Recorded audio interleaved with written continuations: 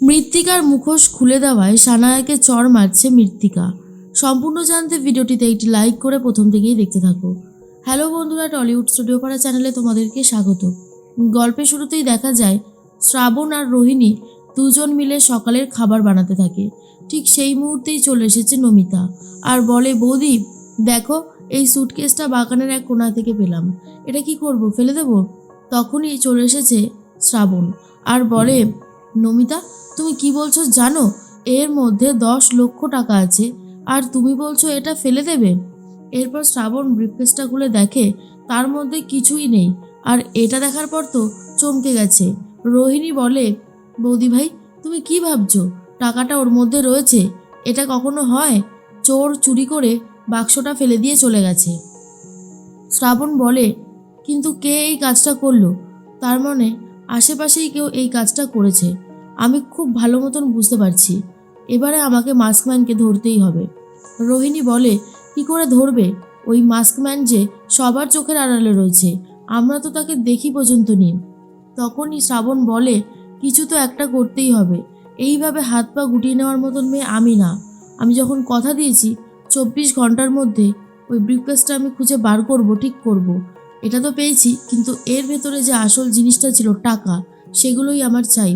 যেভাবেই হোক আমি সেগুলো খুঁজে বার করব। এর মধ্যেই মৃত্তিকাই তো মাস্কম্যান সেজে 10 লক্ষ টাকা হাতিয়ে নিয়েছিল।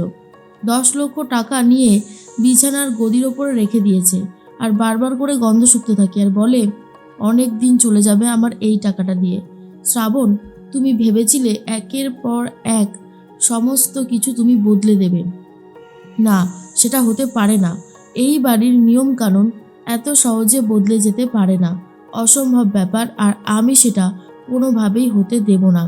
এবারে আমি এমন একটা দাও মেরেছি না, যে এই টাকাটায় আমার ভালো মতন অনেক দিন চলে যাবে।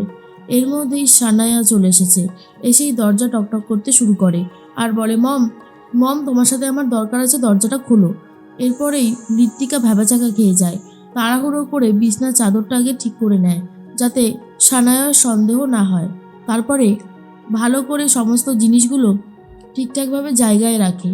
এরপরেই মৃত্তিকা মনে মনে ভাবে, হঠাৎ করে সানায়া বেবি আসলো কেন? মনে হচ্ছে গন্ডগোল কিছু একটা হচ্ছে। এরপরেই দরজাটা খুলে দেয় মৃত্তিকা আর বলে, কি ব্যাপার, এত চেঁচামেচি কিসের জন্য? সানায়া বলে, চেঁচামেচি না করলে তো তুমি দরজাটা কিছুতেই খুলতে না, তাই চেঁচামেচি করলাম। আচ্ছা মম, তুমি আর কত মিথ্যে বলবে বলো তো? এবারে তো তুমি ধরা পড়ে গেছো। অন্যদিকে সেই মুহূর্তে শ্রাবণও চলে এসেছিল, কিন্তু মা আর মেয়ের মধ্যে ঢোকে না। দরজায় দাঁড়িয়ে দাঁড়িয়ে পুরো ব্যাপারটা শুনতে থাকে আর দেখতে থাকে। মৃত্তিকা তখন বলে, তোমার কি মাথা ফাথা খারাপ হয়ে গেছে? কি যা তা বলছো? সানায়া বলে, আমি কোনো ভুল কিছু বলেছি বলে মনে হচ্ছে না। তুমি বৌদিভাইকে অপদস্থ করার জন্য যা ইচ্ছে তাই করবে নাকি? তুমি সব ঠিক করে দেবে, আমি কার সাথে মিশবো কার সাথে মিশবো না, ভেঙ্কিদা ম্যানেজারের ছেলে, এইসব হ্যানাত্যানা বলেছো কেন? বলো কিসের জন্য? তোমার আসল রূপটা যদি এখন সবার সামনে নিয়ে আসি, কেমন লাগবে তোমার? মৃত্তিকা ভয় পেয়ে যায় আর ভাবে, তাহলে কি মাস্কম্যানের কাহিনী সানায়া ধরে ফেলেছে? সেটা কি করে সম্ভব? এরপরেই সানায়া বলে, জানো তো, তোমাকে আমি সম্মান করতাম, ভালোবাসতাম, কারণ তুমি আমার মা। এখন তো দেখছি মা হওয়ার কোনো যোগ্যতাই তোমার নেই। কথাটা শোনার পর তো মৃত্তিকা প্রচণ্ড রেগে যায় আর বলে, এসব তুমি কি বলছো? পুরো মাথাটাই মনে হচ্ছে খারাপ হয়ে গেছে। সানায়া তখন বলে, না, কোনো মাথা খারাপ আমার হয়নি। এর মধ্যেই চলে এসেছে শ্রাবণ আর বলে, কি হয়েছে সানায়া, এত ঝামেলা কিসের?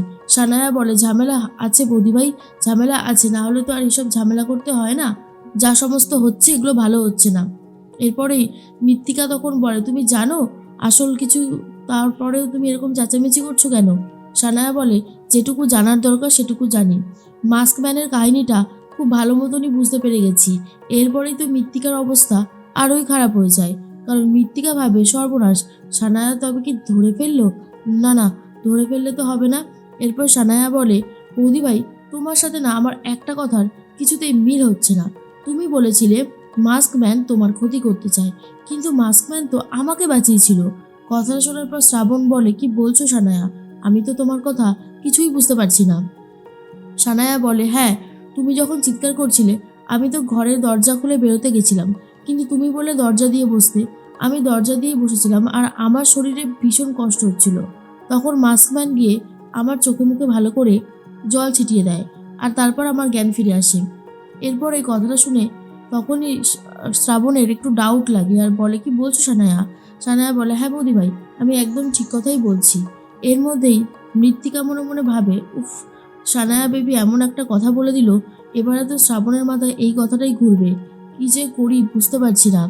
তখনই মৃত্তিকা বলে, দেখো সানায়া, তোমার যা বলার হয়েছে বলার, তুমি এখন এখান থেকে যাও। আর তখনই সানায়া বলে, যাব না। তোমাকে একটা কথা না বলে আমি আর পারছি না।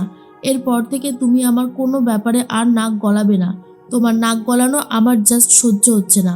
অনেক হয়েছে। তুমি নিজের চরকায় নিজেই তেল দাও। আমার জীবনে তুমি একদম নাক গলাতে আসবে না।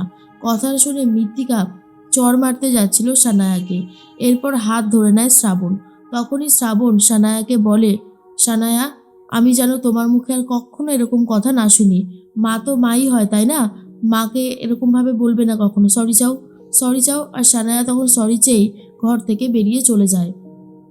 শ্রাবণ বলে, সানায়া একটা ভালো পয়েন্ট দিয়ে গেছে, জানেন তো নতুন মা, এইবারেই আমার অপরাধীকে খুঁজতে অনেক বেশি সুবিধা হবে।